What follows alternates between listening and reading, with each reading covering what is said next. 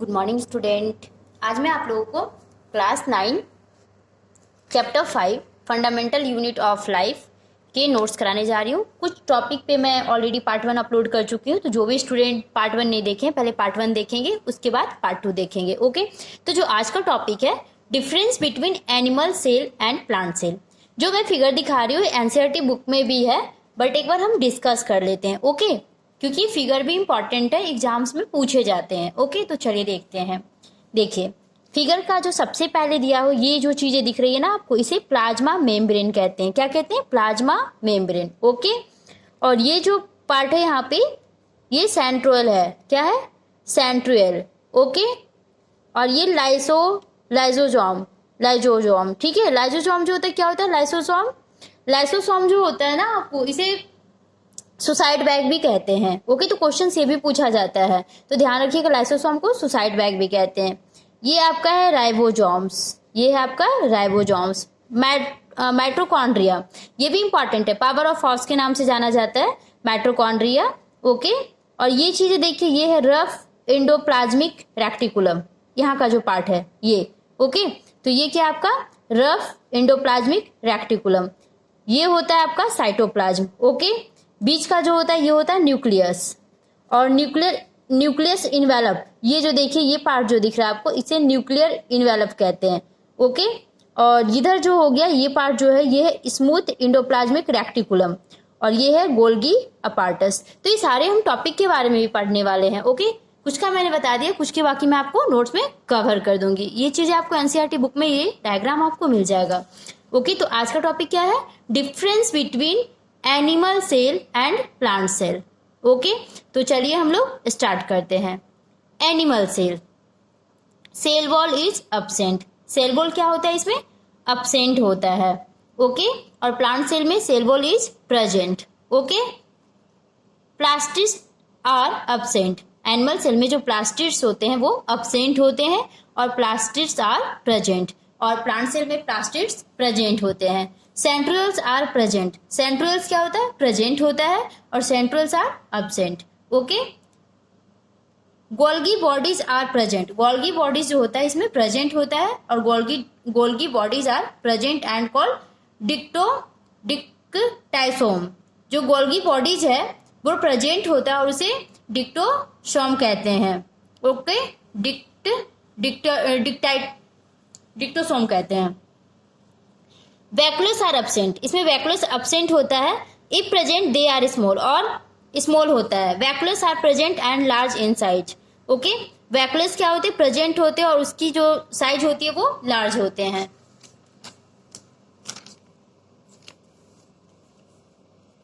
Centrosome is present with 1 और 2 सेंट्रोल्स। जो centrosome होते हैं वो प्रेजेंट होते हैं 1 और 2 सेंट्रोल्स। ओके, सेंट्रोसोम इज अब्सेंट, और सेंट्रोसोम क्या होते हैं? अब्सेंट्स होते हैं। ओके, तो ये आपका कंप्लीट हो गया। अब हम लोग पढ़ने वाले हैं डिफ्यूजन। डिफ्यूजन क्या होता है इसके बारे में पढ़ते हैं। The substance movement of a substance from a region of high concentration to the region of low concentration is called diffusion. तो डिफ्यूजन क्या होता है? हाई कॉन्सेंट्रेशन के रीजन से लो कॉन्सेंट्रेशन वाले रीजन में किसी सबस्टांस स्पॉन्टेनियस मूवमेंट कहा जाता है। ओके, इस प्रोसेस को क्या कहते हैं? डिफ्यूजन कहते हैं। Okay, some substance like carbon dioxide और oxygen can move across the cell membrane by a process called diffusion. Cell also obtains nutrition from the environment. Some substance like carbon dioxide और oxygen membrane में एक process द्वारा move कर सकते हैं। Okay, carbon dioxide, oxygen cells, सब substance में cell membrane में एक प्रोसेस द्वारा मूव कर सकते हैं। Some substance like carbon dioxide और ऑक्सीजन जो है ये सेल मेम्ब्रेन में एक प्रोसेस द्वारा मूव कर सकते हैं, जिसे क्या कहा जाता है? डिफ्यूजन। ओके, जिसे क्या कहा जाता है? डिफ्यूजन। ओके, जो एनवायरनमेंट से न्यूट्रिशन भी न्यूट्रिशन भी और मतलब प्राप्त करते हैं। जो इन्वायरमेंट से क्या प्राप्त करते हैं, न्यूट्रिशन प्राप्त करते हैं। ओके, तो डिफ्यूजन क्या होता है, जो सबस्टांस, कुछ सबस्टांस जैसे कार्बन डाइऑक्साइड, ऑक्सीजन, ये जो है सेल मेम्ब्रेन में एक प्रोसेस के द्वारा मूव करते हैं, एक प्रोसेस के द्वारा मूव करते हैं। ओके, जिसे डिफ्यूजन सेल कहा जाता है, जिसे डिफ्यूजन सेल कहा जाता है, और जो इन्वायरमेंट से न्यूट्रिशन प्राप्त करते हैं, ऑब्टेन करते हैं। ओके, और डिफ्यूजन किसे कहते हैं, डिफ्यूजन वो होता है हाई कॉन्सेंट्रेशन के रीजन से लो कॉन्सेंट्रेशन वाले रीजन में किसी सबस्टांस को स्पॉन्टेनियस मूवमेंट को कहा जाता है। ओके, ऑस्मोसिस क्या होता है, the movement of water molecules through selectively permeable membrane along the concentration gradient is called osmosis।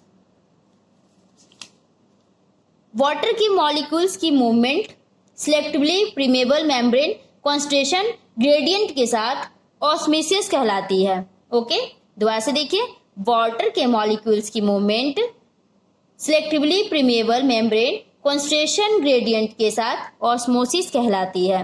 Plant cell tend to obtain water through osmosis. Plant cell osmosis के through water प्राप्त करती है, plant cell osmosis के through water प्राप्त करती है। Okay,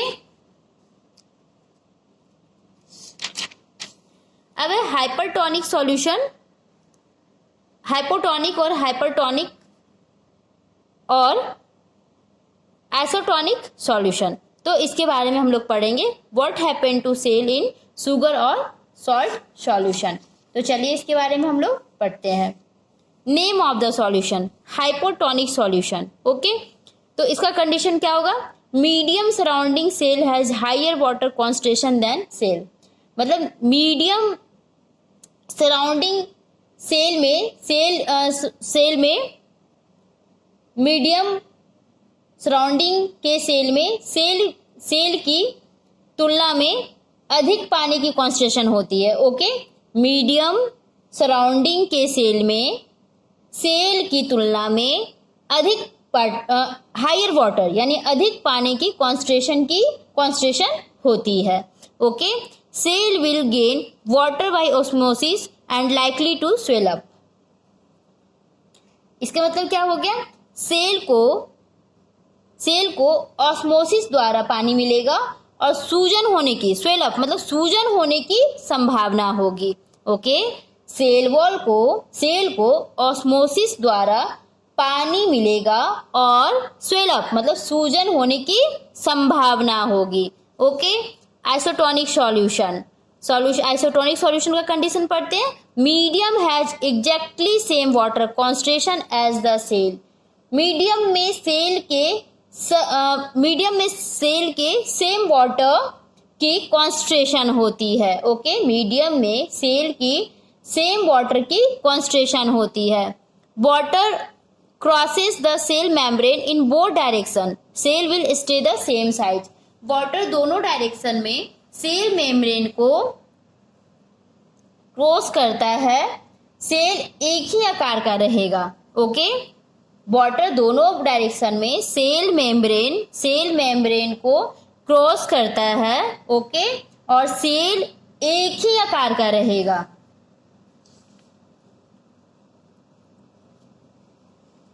hypertonic solution, medium has low concentration of water than the cell.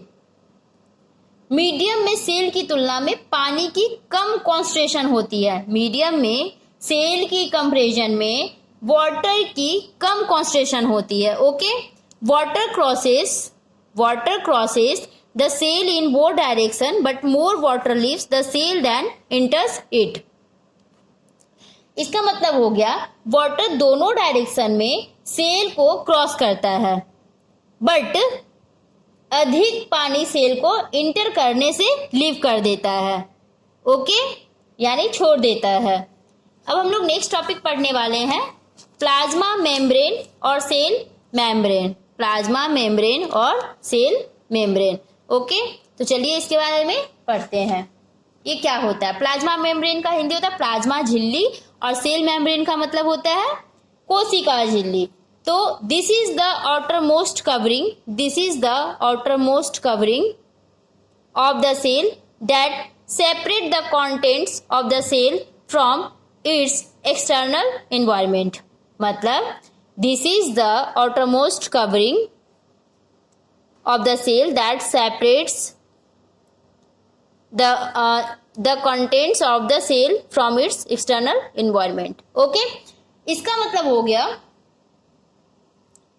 यह cell का सबसे आउटरमोस्ट कवरिंग होता है जो सेल की कंटेंट्स को उसके एक्सटर्नल एनवायरनमेंट से अलग करता है। ओके, यह सेल का सबसे आउटरमोस्ट कवरिंग होता है जो सेल की कंटेंट्स को उसके एक्सटर्नल एनवायरनमेंट से अलग करता है।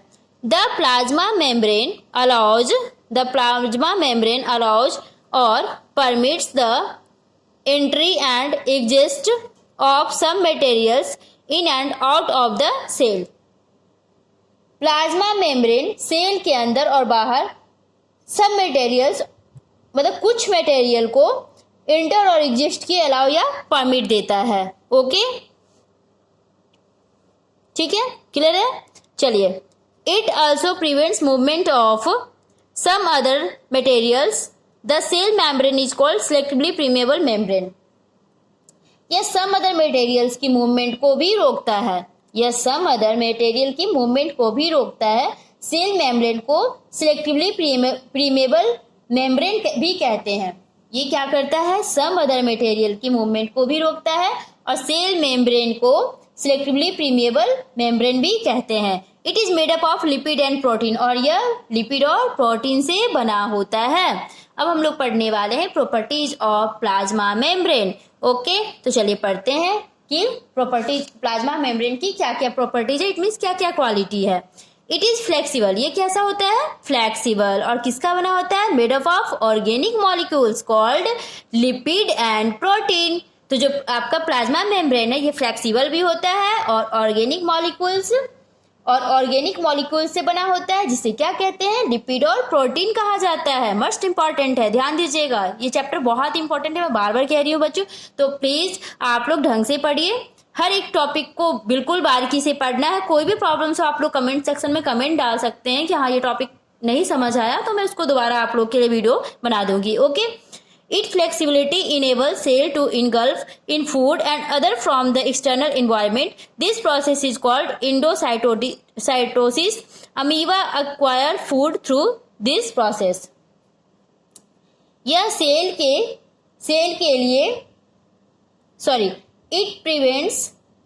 enables cell to engulf in food and other from the external environment. This process is called endocytosis. Amoeba acquire food through this process. तो इसका मतलब ये हो गया कि इसका फ्लेक्सिबिलिटी इनेबल सेल को एक्सटर्नल इन्वायरमेंट से फूड और अदर में इनेबल बनाता है, और इस प्रोसेस को एंडोसाइटोसिस कहा जाता है, और अमीबा एंडोसाइसिस प्रोसेस के थ्रू से फूड प्राप्त करता है। मोस्ट इंपॉर्टेंट क्वेश्चंस है, इसे ध्यान से देखिएगा, ये क्वेश्चंस आपके एमसीक्यू में आ सकते हैं। ओके, तो ये सारी चीजें आपको ध्यान से पढ़ना है। ओके, इसका लास्ट टॉपिक मैं करा रही हूँ, फिर नेक्स्ट क्लास में मैं आपको सेल वॉल पढ़ाऊंगी। Functions of plasma membrane. अब हम लोग प्लाज्मा मेम्ब्रेन के फंक्शन पढ़ने वाले हैं कि प्लाज्मा मेम्ब्रेन के फंक्शंस क्या होता है। It permits the entry and exist of some materials in and out of the cell.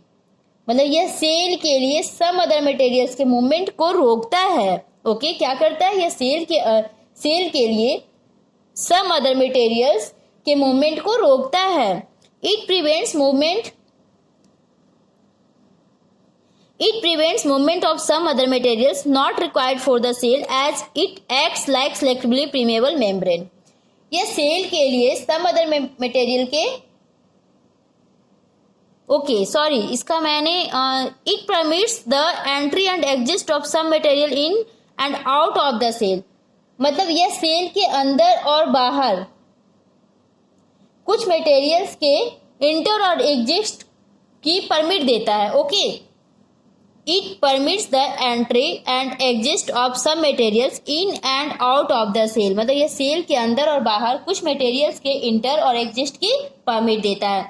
It prevents movement of some other materials not required for the cell as it acts like selectively permeable membrane, मतलब ये cell के लिए some other materials के movement को रोकता है क्योंकि यह सिलेक्टिवली परमेबल मेंबर की तरह वर्क करता है। कैसा वर्क करता है? सिलेक्टिवली परमेबल मेम्ब्रेन की तरह। ओके बच्चों, तो आज आपका मैं यहाँ तक करा रही हूँ। आपका फंक्शन ऑफ प्लाज्मा कंप्लीट हो चुका है। नेक्स्ट टॉपिक हम लोग का सेल वॉल है जो हम लोग नेक्स्ट वीडियो में पढ़ेंगे। ओके, और आप लोग को वीडियो पसंद आए तो शेयर करें, सब्सक्राइब करें, लाइक करें। Okay, bye bye, take care.